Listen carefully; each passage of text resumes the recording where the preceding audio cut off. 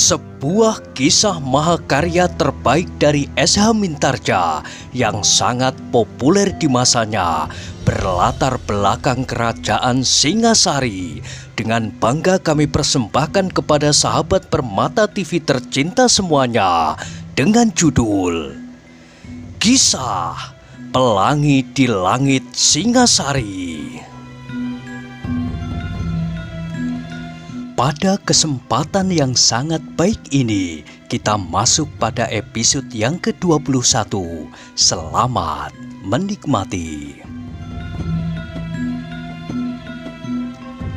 Pada episode sebelumnya telah diceritakan, ketika ia memandang daun-daun di sekitarnya, ternyata angin tidak cukup kencang untuk menimbulkan bunyi itu, sehingga segera diketahuinya bahwa pasti ada sesuatu di dalam gerumbul itu, binatang atau manusia. Karena itu, maka Mahesa Agni pun segera bersiaga untuk menghadapi setiap kemungkinan yang akan datang. Kalau yang bersembunyi itu binatang, maka akan sangat menggelikan sekali. Namun ingatannya selalu saja tersangkut kepada orang yang lewat 3 hari yang lalu di daerah ini. Tetapi Mahesa Agni terkejut ketika tiba-tiba didengarnya sebuah suara yang aneh. Namun kemudian ia pasti suara itu adalah suara seseorang yang sedang mengerang. Maka dengan gerak naluriah, Mahesa Agni segera meletakkan bungkusannya dan bersiaga untuk menghadapi setiap kemungkinan. Sesaat kemudian meledaklah suara tertawa dari dalam gerumbul itu. Semakin lama semakin jelas, nadanya tinggi melengking memekakkan telinga. Semakin lama suara itu menjadi semakin keras, bahkan kemudian terasa seperti menghentak-hentak dada Mahesa Agni. Dengan demikian, Mahesa Agni pun harus memusatkan segenap daya tahannya, lahir dan batin untuk melawan suara tertawa itu. Suara yang pengaruhnya seakan-akan dapat mengguncangkan kesadarannya. Dengan mendengar suara itu, Mahesa Agni segera dapat meraba-raba betapa berbahayanya orang yang bersembunyi itu. Suara tertawanya sudah mampu mengguncangkan dadanya tanpa menyentuhnya, apalagi tangannya. Namun Mahesa Agni telah dibekali dengan berbagai ilmu oleh gurunya, sehingga dengan demikian, maka betapapun ia masih mampu untuk mempertahankan kesadaran dan keseimbangan perasaannya. Bahkan kemudian terdengar Mahesa Agni itu berkata lantang, "Ah, Tuan ternyata menunggu aku di sini." Suara tertawa itu tiba-tiba berhenti dan meloncatlah dari dalam gerumbul itu sebuah bayangan hitam yang tidak begitu jelas di dalam malam yang kelam. Namun Mahesa Agni masih juga dapat melihat wujud dan bentuk tubuh itu. Tidak terlalu tinggi, namun tampaknya dadanya lebar dan perutnya besar. Tetapi ia tidak dapat melihat tubuh itu dengan jelas. Yang terdengar kemudian orang itu berkata dengan suaranya yang parau, "Hei, akhirnya kau lewat juga di sini. Setelah berbulan-bulan aku menunggumu." Mahesa Agni terkejut mendengar kata-kata orang itu. Berbulan-bulan ia menunggu. Dengan demikian maka orang ini sama sekali bukan orang yang digelisahkannya, yang 3 hari yang lampau berjalan mendahuluinya. Meskipun demikian, Mahesa Agni masih harus mencoba mengetahuinya siapakah yang sedang dihadapinya itu. Orang itu yang baru saja meloncat dari dalam gerumbul itu, kemudian berjalan perlahan-lahan mendekatinya. Dalam malam yang gelap itu, jelas dapat dilihat oleh Mahesa Agni bahwa orang itu berjalan agak timpang. Meskipun demikian, nampaknya orang timpang itu cukup tangkas dan lincah. Beberapa langkah di hadapan Mahesa Agni, orang timpang itu berhenti. Ditatapnya wajah Agni dan kemudian dengan suaranya yang parau ia bertanya, "Nah, anak muda, akhirnya kau datang juga." Mahesa Agni menjadi berdebar-debar mendengar sapa itu. Jawabnya, "Apakah kau sedang menunggu seseorang di sini?" "Ah, jangan berpura-pura. Aku sudah menunggumu sejak berbulan-bulan yang lalu. Hampir aku menjadi putus asa. Namun akhirnya kau datang juga," sahut orang timpang itu. Mahesa Agni mengerutkan keningnya. Kemudian tiba-tiba ia berkata menyentak, "Jangan bohong. Kau baru 3 hari datang di tempat ini. Bukankah kau baru datang dari Gunung Merapi?" Orang timpang itu terkejut. Sesaat ia berdiam diri, namun tiba-tiba terdengar kemudian tawanya berderai. Jawabnya, "Jangan mengada-ada. Apakah kau sedang bermimpi?" Mahesa Agni pun tertawa. Ia tidak mau tenggelam dalam pembicaraan yang melingkar-lingkar, yang seakan-akan ingin menyeretnya dalam persoalan yang tak dimengertinya. "Orang ini sedang menjebak aku," katanya di dalam hati. Karena itu ia menjawab, "Apakah kau melihat aku sedang tidur?" Orang timpang itu mengerutkan keningnya. Sekali lagi ia menatap wajah Mahesa Agni dengan seksama. Gumamnya, "Sayang, malam begini gelap, namun aku dapat menduga bahwa kau adalah seorang anak muda yang tampan. Siapa namamu?" Mahesa Agni tidak segera menjawab. Ia menjadi ragu-ragu sejenak. Apakah orang itu perlu mengetahui namanya? Maka sebelum persoalannya menjadi jelas, maka ia tidak ingin menyebut namanya. Karena itu ia tidak menjawab pertanyaan orang timpang itu. Bahkan terdengar ia bertanya, "Siapakah kau?" Orang itu menjadi heran mendengar pertanyaan Mahesa Agni. Katanya, "Hei anak muda, kau benar-benar tidak mengenal sopan santun pergaulan. Meskipun telah berbulan-bulan aku menyingkir dari pergaulan, namun aku masih menerapkannya. Apakah kau sangka meskipun di dalam rimba yang sepi ini, di antara kita manusia-manusia ini sudah tidak perlu lagi tata kesopanan?" Mahesa Agni mengangguk-anggukkan kepalanya. Sambil tertawa pendek ia menjawab, "Apakah kau memperkenalkan dirimu dengan sopan kepadaku?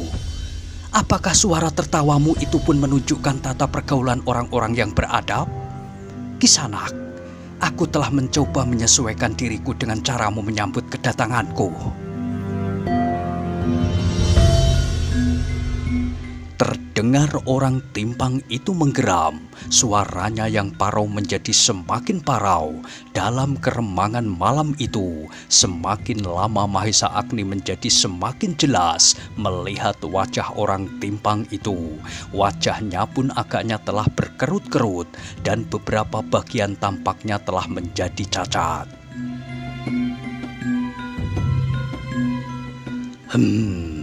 Sahut orang timpang itu, "Jangan terlalu sombong."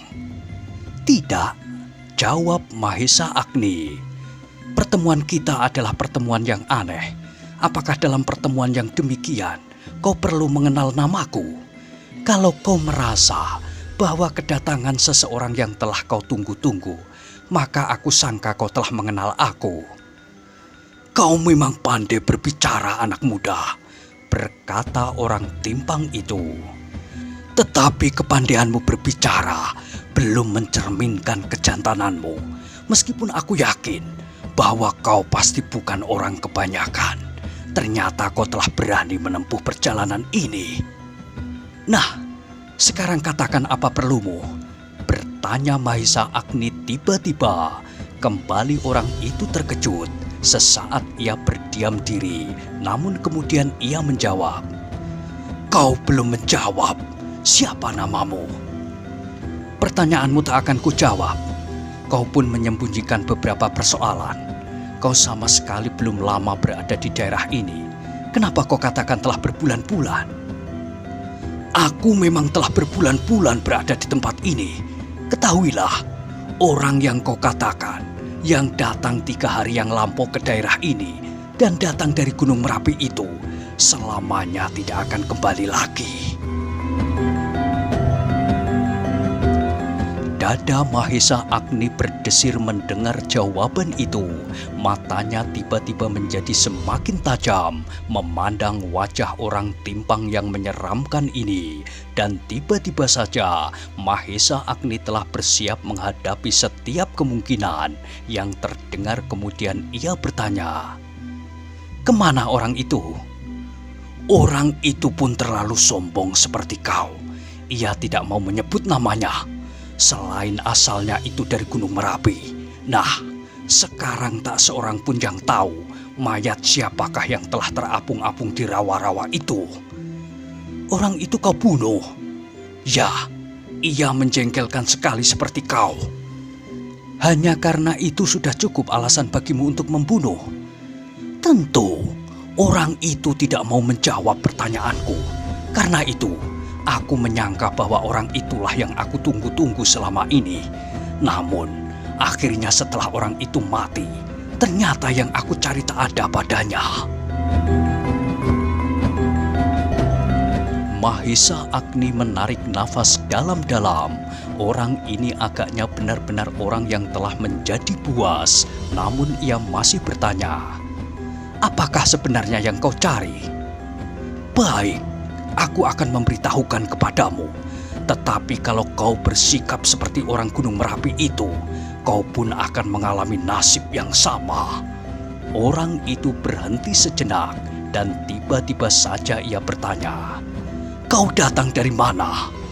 Mahisa Agni berpikir sejenak, kemudian jawabnya, "Aku datang dari Gunung Kawi." Gumam orang itu. "Orang-orang dari berbagai gunung datang ke kaki Gunung Semeru. Nah, sekarang katakan kepadaku, apakah kau akan mengambil akar di dalam gua di lereng itu?" Pertanyaan itu benar-benar mengejutkan Mahisa Agni. Ternyata bahwa selain gurunya, ada orang lain yang mengetahui akar regu putih di dalam goa tersebut. Namun Mahisa Agni bukan menjadi bingung karenanya. Jawabnya, "Apakah orang yang kau bunuh itu juga mencari benda yang kau sebutkan itu?" "Jangan membuat aku marah," bentak orang itu. "Kau tidak pernah menjawab pertanyaanku. Kau selalu mengajukan pertanyaan-pertanyaan yang lain. Sekarang jawab pertanyaanku. Apakah kau juga sedang mencari akar regu putih itu?" "Kau juga jangan membuat aku marah," jawab Agni dengan berani. Perjalanan telah ditempuh sekian lamanya. Kini goa itu sudah di depan hidungnya. Karena itu apapun yang akan dihadapinya, ia tidak akan gentar. Mendengar jawaban Mahisa Agni, orang timpang itu menjadi bertambah heran. Terdengar ia menggeram. "Alangkah beraninya kau anak muda. Apakah kau belum pernah mendengar sebuah nama yang cukup terkenal di sekitar daerah Gunung Semeru ini? Akulah yang bernama Empu Pedek." Dada Mahisa Agni bergetar mendengar nama itu. Meskipun nama itu belum pernah didengarnya, namun terasa sesuatu yang telah menggetarkan dadanya. Meskipun demikian, ia tetap pada sikapnya, siap menghadapi segala kemungkinan. Bahkan jawabnya, "Baru sekarang kau menyebut namamu. Tetapi kau belum menyebut apakah yang sebenarnya sedang kau cari, sehingga kau bunuh orang dari kaki Gunung Merapi itu." Orang timpang itu memandang Mahesa Agni seperti hendak membelah dadanya dengan sinar matanya. Kepalanya dimiringkannya ke kanan dan kemudian terdengar suaranya parau. "Ternyata kau pun akan mengalami nasib yang sama. Orang dari Gunung Merapi itu pun akan mengambil akar regu putih itu. Tetapi ia benar-benar orang gila. Akar itu sendiri tak akan bermanfaat bagi seseorang. Sekarang katakan kepadaku, hai anak muda, supaya nyawamu aku biarkan tinggal di dalam tubuhmu. Manakah Trisula itu?" Dada Mahesa Agni seakan-akan tertimpa guruh yang langsung menyambar dirinya. Pertanyaan itu benar-benar mengejutkannya. Ternyata orang yang menamakan diri Empu Pedek itu tidak saja mengetahui akar regu putih di dalam goa yang sedang ditujunya, namun ia tahu juga tentang Trisula, rangkapan akar regu itu. Karena itu, kini Mahesa Agni pun menjadi semakin pasti bahwa ia tidak akan dapat meninggalkan tempat itu tanpa beradu kesaktian.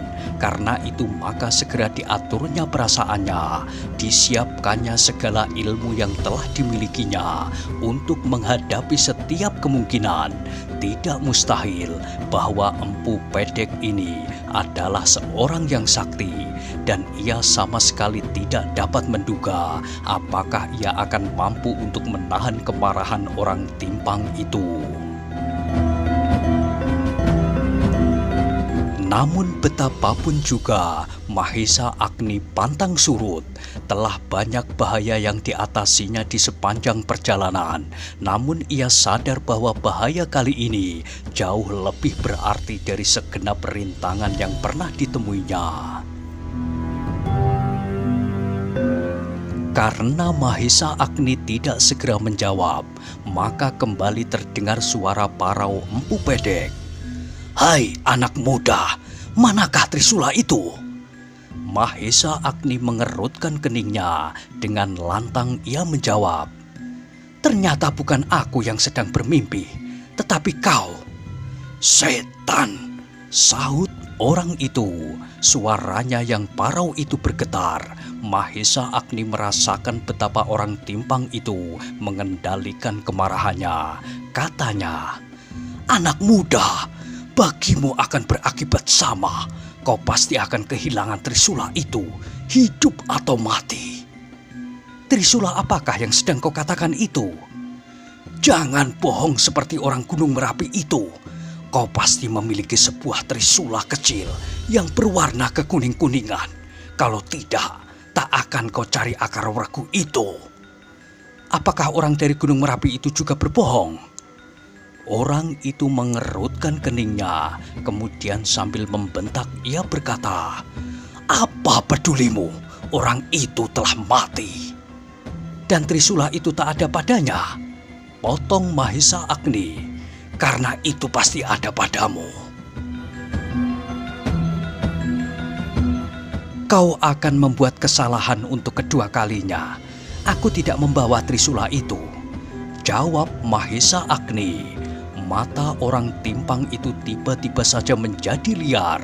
Sekali-kali ia memandang wajah langit yang biru gelap, kemudian merayap ke segenap penjuru. Namun akhirnya kembali hinggap di wajah Mahesa Agni. "Aku tidak peduli. Akan aku bunuh semua orang yang lewat di sini. Akan aku cari pada mayatnya Trisula itu." Betapapun kata-kata itu membuat bulu-bulu Mahesa Agni meremang, bukan karena ia menjadi ketakutan, namun betapa orang yang dihadapinya itu benar-benar telah menjadi buas. Karena itu maka hatinya justru menjadi semakin teguh, dan bahkan tiba-tiba ia berkata, "Empu Pedek, sebenarnya di antara kita tidak ada persoalan. Aku minta kepadamu supaya kau batalkan niatmu." Terdengar Empu Pedek itu tertawa nyaring, sedemikian nyaringnya sehingga seakan-akan daun-daun pepohonan menjadi bergoyang karenanya. Bahkan semakin lama menjadi semakin keras dan memuakkan. Perlahan-lahan terasa di dada Mahesa Agni getaran-getaran aneh yang merayap-rayap, seakan-akan melibat jantungnya. Tetapi Mahesa Agni tidak membiarkan jantungnya menjadi beku. Ia sadar bahwa orang timpang itu telah mulai menyerangnya. Karena itu ia harus mengadakan perlawanan. Namun karena orang timpang itu belum menyerang dengan tubuhnya, Mahesa Agni pun masih ingin bertahan dengan kekuatan batinnya. Dalam keadaan yang demikian, betapa Mahesa Agni berterima kasih kepada gurunya. Ilmu yang diberikan kepadanya ternyata telah cukup banyak, sehingga ia telah berhasil mengatasi sebagian dari rintangan-rintangan di dalam perjalanannya. Bukan saja perjalanan kali ini, namun perjalanan seluruh hidupnya yang pasti akan ditemuinya rintangan-rintangan yang tak kalah beratnya. Juga Mahesa Agni kini menyadari kebenaran perhitungan gurunya supaya trisulanya tidak dibawanya serta. Ternyata setidak-tidaknya Empu Pedek ini pun telah mengetahuinya kedahsyatan pusaka rangkapan itu. Orang itu dengan tiba-tiba menyerang Mahesa Agni, namun Mahesa Agni telah bersiaga penuh. Dengan tangkasnya ia menghindari serangan itu, dan setangkas itu pula Mahesa Agni membalas serangan itu dengan sebuah pukulan pada tengkuknya selagi ia masih ditarik oleh tenaga serangannya.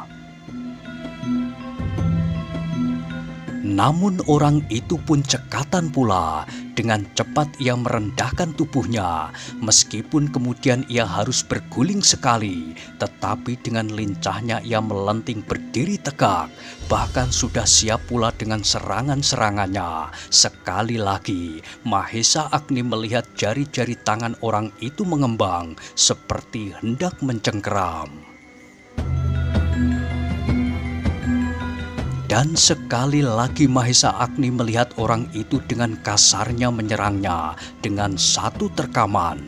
Kali ini pun Mahesa Agni sempat menghindarkan diri dan bahkan membalasnya dengan serangan kaki yang mendatar. Namun dengan menggeliat, orang timpang itu pun berhasil lepas dari garis serangannya. Demikianlah mereka akhirnya terlibat dalam perkelahian yang sengit. Meskipun kaki Empu Pedek itu timpang, namun tandangnya bukan main, keras dan kasar. Serangan-serangannya datang beruntun seperti ombak yang menghentak-hentak pantai, tak henti-hentinya memukul-mukul dengan dahsyatnya. Namun Mahesa Agni pun mampu mengimbanginya dengan kelincahan dan ketangkasan yang sangat mengagumkan. Seperti seekor burung yang bermain-main di atas ombak lautan, sekali menukik menyentuh gelombang lautan dengan sayap-sayapnya, namun kemudian dengan tangkasnya menghindarkan diri apabila gelombang yang deras melandanya. Mahesa Agni pernah bertempur melawan hantu padang rumput karautan yang dengan kasar menyerangnya. Namun kekuatan mereka berbeda. Hantu padang karautan itu sama sekali bukan seorang yang tangkas dan mampu menghindari serangan-serangan lawannya. Namun tubuhnya lah yang seakan-akan menjadi kebal. Tetapi hantu kaki Gunung Semeru ini benar-benar memiliki ketangkasan dan kecepatan bergerak.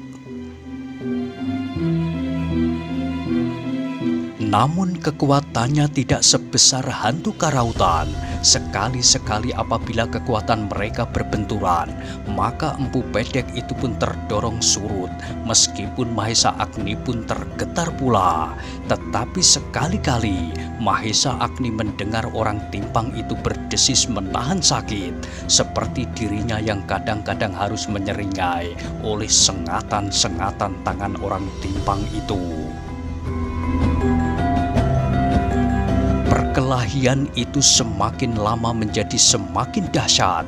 Dalam malam yang kelam itu, keduanya seolah-olah telah menjelma menjadi bayangan-bayangan kabut yang berputar-putar karena angin pusaran.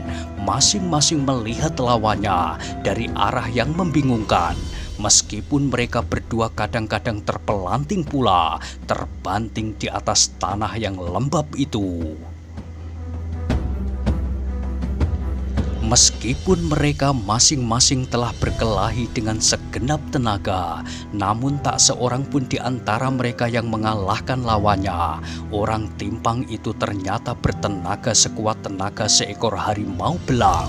Namun Mahesa Agni pun mampu bertempur setangguh banteng jantan. Namun betapapun mereka berdua memiliki tenaga yang melampaui tenaga orang kebanyakan, serta betapa mereka mampu mengungkit tenaga-tenaga cadangan yang tak dapat dilakukan oleh orang lain, namun karena mereka telah memeras diri dalam perkelahian itu, maka tenaga mereka pun semakin lama menjadi semakin susut. Tidak saja karena mereka kehilangan banyak tenaga, namun tubuh mereka pun telah menjadi merah biru dan perasaan nyeri hampir membakar segenap tulang daging mereka. Demikianlah, maka perkelahian yang dahsyat itu, yang seolah-olah benturan dari dua angin pusaran yang berlawanan arah itu, semakin lama menjadi surut. Dengan sisa-sisa tenaga mereka yang terakhir, mereka mencoba untuk memenangkan perkelahian itu. Gila! Terdengar Empu Pedek mengumpat. Kau mampu bertahan melampaui orang dari Gunung Merapi itu. Mahesa Agni tidak menjawab, namun ia pun menggeram. Bukan main, tetapi jangan coba halangi aku. Kembalilah sebelum tulang-tulangmu remuk. Tulangku tak selunak lempung, sahut Mahesa Agni. Orang itu menggeram pula. Sekali-kali ia masih menyerang dengan gerak yang berbahaya, namun kecepatan telah jauh berkurang, sehingga meskipun Mahesa Agni pun telah kelelahan, namun ia masih mampu untuk setiap kali menghindarinya. Bahkan Mahesa Agni pun masih juga sempat membalasnya dengan serangan-serangan yang tidak kalah berbahayanya. Malahan kemudian dengan sisa-sisa tenaganya yang terakhir, Mahesa Agni masih mampu untuk mengenainya beberapa kali. Dengan sebuah sambaran kaki mendatar, Mahesa Agni berhasil menghantam lambung orang timpang itu. Empu Pedek tidak menyangka bahwa hal demikian masih bisa terjadi. Karena itu tiba-tiba ia terdorong beberapa langkah surut. Mahesa Agni tidak melepaskan kesempatan itu. Betapapun kakinya terasa berat, namun dipaksanya juga ia meloncat 2 loncatan. Kemudian tangan kanannya terayun deras sekali mengenai dagu Empu Pedek. Terdengarlah sebuah rintihan yang patah, dan wajah itu pun terangkat, dan sekali lagi sebuah sentakan tangan Agni mengenai perutnya. Kini Empu Pedek sekali lagi terdorong surut dan kepalanya tertarik ke depan. Namun orang timpang itu tidak mau mukanya jadi hancur sama sekali. Ketika ia melihat tangan Mahesa Agni menyambar sekali lagi, orang itu sempat memiringkan kepalanya sehingga tangan itu meluncur di samping telinganya. Demikian kerasnya Mahesa Agni mengayunkan tangannya dengan sisa-sisa tenaganya, maka kini ia terhuyung-huyung oleh tarikan tenaganya sendiri. Empu Pedek pun tak membiarkannya memperbaiki keseimbangannya. Sebuah pukulan menyentuh tengkuk Mahesa Agni. Tidak terlalu keras karena tenaga orang timpang itu telah hampir habis pula. Namun sentuhan itu telah cukup mendorongnya sehingga Mahesa Agni jatuh terjerembab. Mahesa Agni yang telah kehilangan sebagian besar dari tenaganya itu tidak mampu lagi untuk segera melenting berdiri, sehingga karena itu maka segera ia berguling dan melihat apa yang akan dilakukan oleh Empu Pedek itu. Empu Pedek yang melihat Agni terjerembab dan kemudian berguling menengadah, tiba-tiba menyeringai mengerikan sambil tertawa liar. Katanya hampir berteriak, "Akhirnya aku pun berhasil membunuhmu." Mahesa Agni masih menyadari keadaannya sepenuhnya. Ia mendengar orang timpang itu berkata demikian. Karena itu, maka segera Mahesa Agni pun mengumpulkan sisa-sisa kekuatannya dan menanti apakah yang akan dilakukan oleh Empu Pedek itu. Ternyata Empu Pedek itu segera bersikap. Kedua tangannya terjulur ke depan dengan jari-jari mengembang. Dengan dahsyatnya ia berteriak. Kemudian dengan satu loncatan panjang, ia menerkam Mahesa Agni. Tetapi loncatannya telah tidak sedemikian garang. Namun Mahesa Agni pun tidak setangkas semula, sehingga ia tidak mampu menghindari terkaman itu. Dengan jari-jari tangannya, Empu Pedek berusaha untuk mencekik leher Mahesa Agni. Namun Mahesa Agni tidak membiarkannya. Kuku-kuku orang timpang itu menembus kulit lehernya. Dengan secepat yang dapat dilakukan, Mahesa Agni memasukkan kedua tangannya di antara tangan-tangan Empu Pedek. Dengan satu gerak yang menyentak, ia mengembangkan tangannya. "Setan!" teriak Empu Pedek. Dengan serta-merta tangannya itu pun terlepas, sehingga hampir saja wajahnya terjerembab, menghantam wajah Mahesa Agni. Meskipun demikian, Empu Pedek tak mau melepaskan Mahesa Agni. Dengan serta-merta pula, orang timpang itu melingkarkan tangannya ke leher Agni, sehingga dengan sebuah tekanan yang kuat, leher anak muda itu terjepit di antara kedua bagian tangan lawannya. Dengan kedua tangannya Agni mencoba melepaskan jepitan itu, namun sia-sia, bahkan terasa tangannya seakan-akan telah lenyap. Karena itu, maka kemudian Mahesa Agni pun berbuat serupa. Dilingkarkannya tangannya ke leher Empu Pedek, dan dengan sisa-sisa tenaganya, ia pun menjepit leher itu dengan kedua bagian tangannya. Kini mereka berdua berguling-guling di tanah yang lembab becek itu. Tangan mereka masing-masing seakan-akan telah terkunci di leher lawan. Dengan segenap tenaga-tenaga yang dikenal sehari-hari, tenaga ungkapan dari ilmu-ilmu mereka, serta tenaga-tenaga cadangan yang telah mereka kerahkan. Seandainya peristiwa itu terjadi pada saat-saat mereka baru mulai, mungkin kedua-duanya tak akan mampu untuk meneruskan perkelahian itu, sebab nafas-nafas mereka akan terputus karenanya. Tetapi kini mereka telah kelelahan, sehingga tenaga mereka pun telah jauh berkurang. Nah, bagaimanakah kisah selanjutnya? Silahkan ikuti terus kisah Pelangi di Langit Singasari pada episode berikutnya. Sampai jumpa.